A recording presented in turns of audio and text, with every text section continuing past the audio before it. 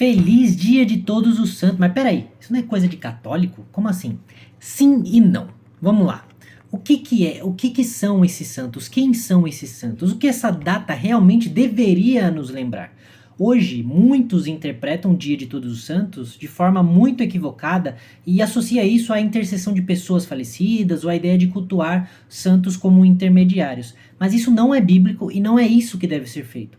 Primeira coisa é que a Bíblia nos adverte claramente contra a busca de intercessão ou com o contato por aqueles que já faleceram. Tanto no Antigo Testamento quanto no Novo Testamento, há orientações claras e específicas que nos lembram que a nossa comunhão e a nossa comunicação é com Deus através de Jesus Cristo, aliás, e não por meio dos mortos. Lá em Isaías 8:19, nós lemos que quando disserem a vocês, consultem os necromantes, os adivinhos, que chinreiam, sei lá que palavra é essa, e murmuram, respondam, acaso o povo não deve consultar a Deus? E em 1 Timóteo 2:5, porque há um só Deus e um só mediador entre Deus e a humanidade, Cristo Jesus, homem.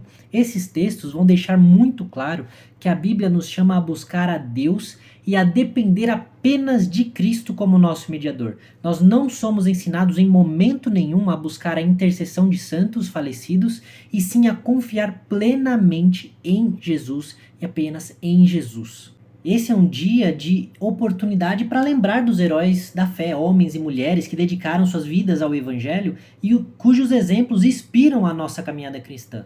A Bíblia incentiva a aprender com aqueles que nos antecederam. Lá em Hebreus 12:1 nós lemos que uma vez que estamos rodeados por tão grande nuvem de testemunhas, isso depois de citar os heróis da fé, desembaracemos de todo o peso do pecado que tenazmente nos assedia e corramos com perseverança a carreira que nos está proposta.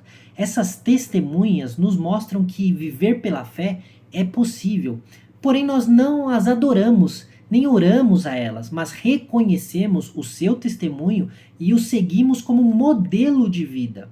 O apóstolo Paulo também vai nos encorajar, nos exortar, nos corrigir a imitar os santos do passado e a ele próprio, enquanto esses seguiram a Cristo. O próprio apóstolo vai dizer em 1 Coríntios 11, versículo 1, sejam meus imitadores como eu sou de Cristo. Então exemplos como Moisés, Davi, Daniel, Maria, Priscila, Pedro, Áquila e tantos outros aí são inspirações para a nossa fé e obediência a Deus.